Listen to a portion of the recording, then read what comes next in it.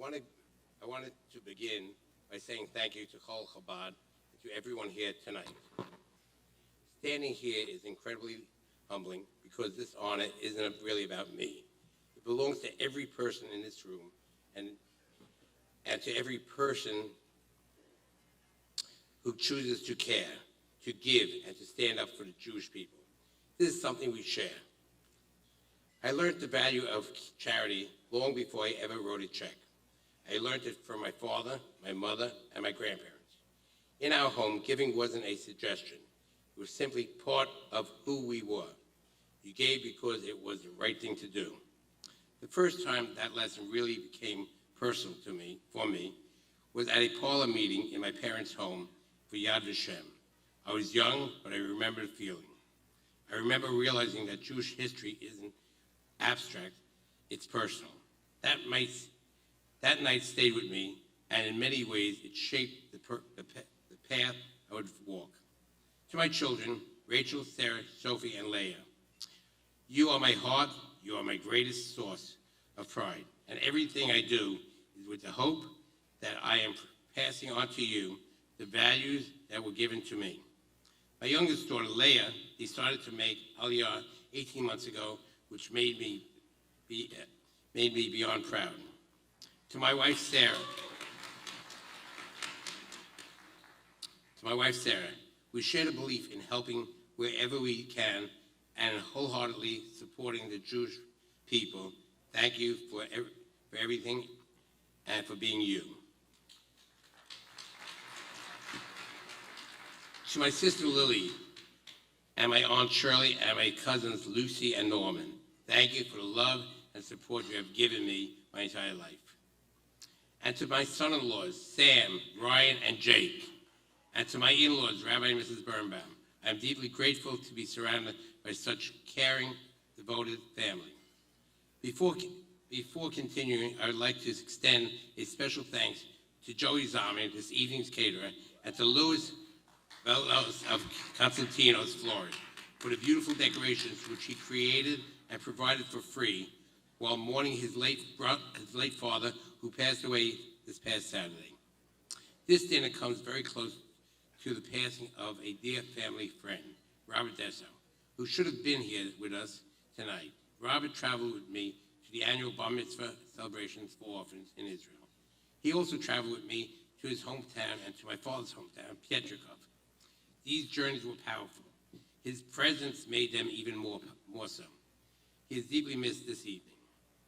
I also want to take a moment to remember what we affectionately call the Greeners. Each of you taught me the resilience, perseverance, and pride in Jewish life. You stood by me and you helped shape the person standing before you tonight. I want to thank my partners, many of whom I won't mention, named mostly to spare you from being approached after the dinner.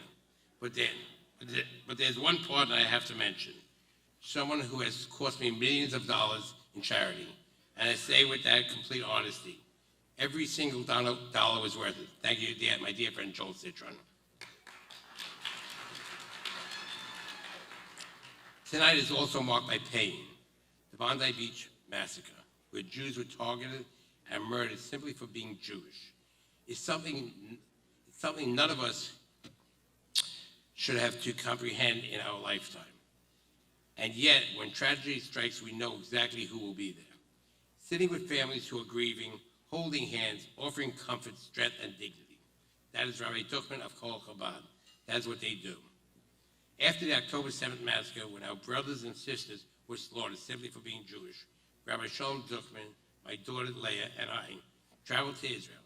We brought trunks of clothing donated by my wife. We went to listen, to comfort, and to let people know they were not alone. At one point, we rented an amusement park for the children, not because it erased their pain, it didn't, but for a few hours they laughed. And that moment, they were just children again.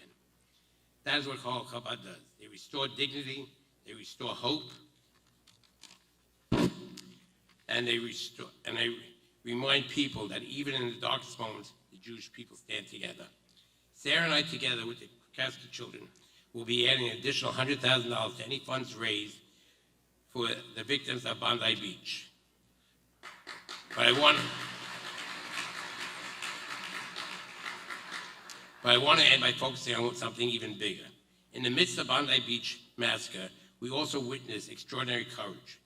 The heroism of Ahmed al-Ahmed, a man who ran toward danger,